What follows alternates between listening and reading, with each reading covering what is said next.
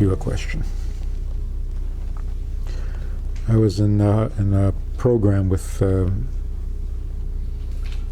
about 600 misnagdim, and they had another speaker, a frum professor, who spoke about history, and basically what he said was that the world is millions of years old because science proved it, and the Torah doesn't disagree because the days, Yom Echad, Yom Sheni, it doesn't really mean a day. It can't mean a day. It's a different day. It means different. It's different. So I went over to him afterwards and I said, where do you get this license to say that a day doesn't mean a day? So he says the Medrashim. I said, but we're not talking about Medrashim. We're talking about a pasuk in Chumash. If a day doesn't mean a day, then maybe tefillin doesn't mean tefillin. He says, come on, the Torah is full of things that are not correct. I said, L'mashal what? He says, L'mashal Yad Hashem, Etzba Elikim. Eibusha doesn't have a Yad and he doesn't have an Etzba. See? So if Yad doesn't mean Yad and Etzba doesn't mean Etzba, so Yem doesn't mean Yem.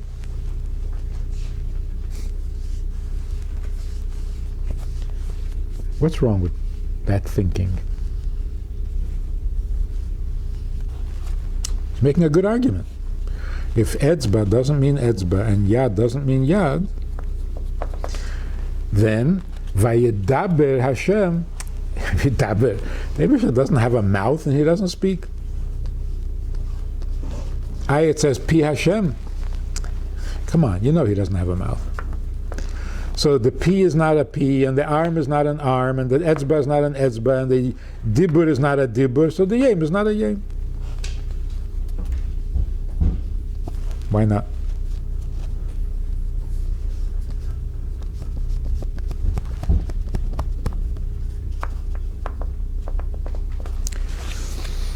So to put the question very straight, blunt, does the Eibishter have a Yad or not? Yes or no? It's a simple question. Huh? No. So why does it say that he has a Yad? So that we can understand. My question is this: if he doesn't have a Yad, and you tell me he does have a Yad, what does that help me understand? You just made me crazy. It doesn't help at all. And yet that's what it says. That we use those words then to help us understand. To help us understand what? You tell me Etzba Elikim. He doesn't have an Etzba. So I'm just saying it in order that you should understand. Understand what? That he doesn't have an Etzba?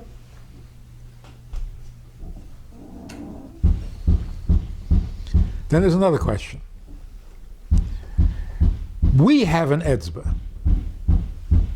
We have an arm. We have Dibur. We have a Peh. He doesn't. Does that make sense? We have something he doesn't have. Where did we get it from?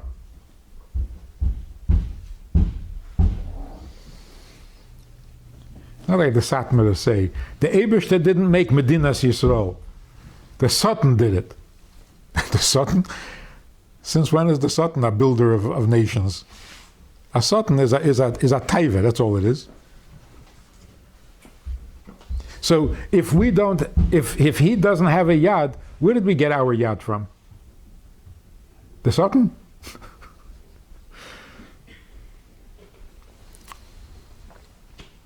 Let's get it straight. The Eibishter has a Yad, a real Yad. And the Eibishter has an Etzba, a real Etzba. And the Eibishter has a Peh.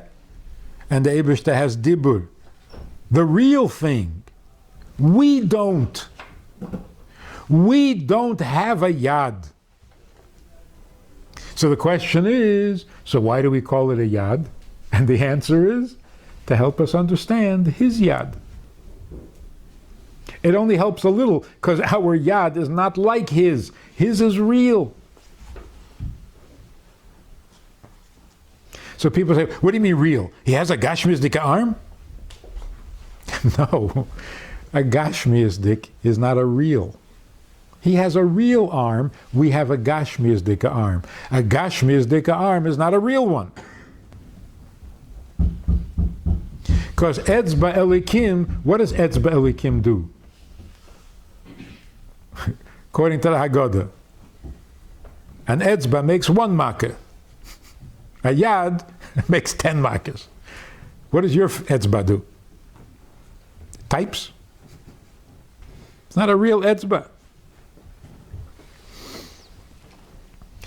Yad Hashem splits the ocean. What does your Yad do? So the best example is, my granddaughter was crying because the doll broke. So what happened to the doll? The arm broke off. I said, ooh, that must have hurt the doll terribly. And she says, the doll doesn't hurt. I said, what, if you break off an arm, it hurts? I said, it's not an arm, it's just plastic. So the doll's arm is not a real arm. How do you know? It's just plastic.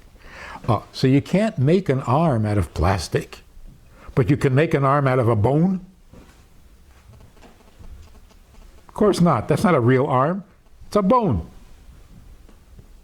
A real arm an Eibishter has.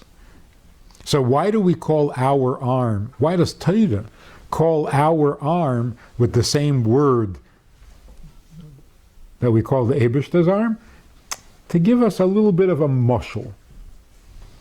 In other words, we are the mushal, he is the nimshal, not the other way around.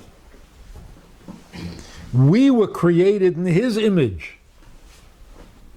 That's why we also have an arm.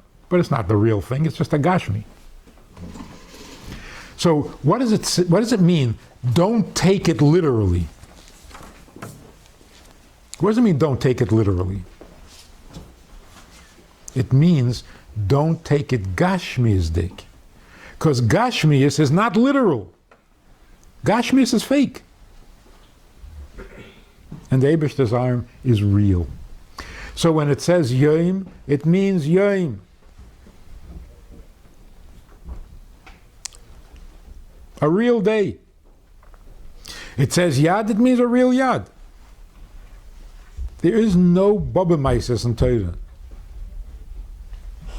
Otherwise, Avram could mean not Mamish Avram, a character, somebody make believe.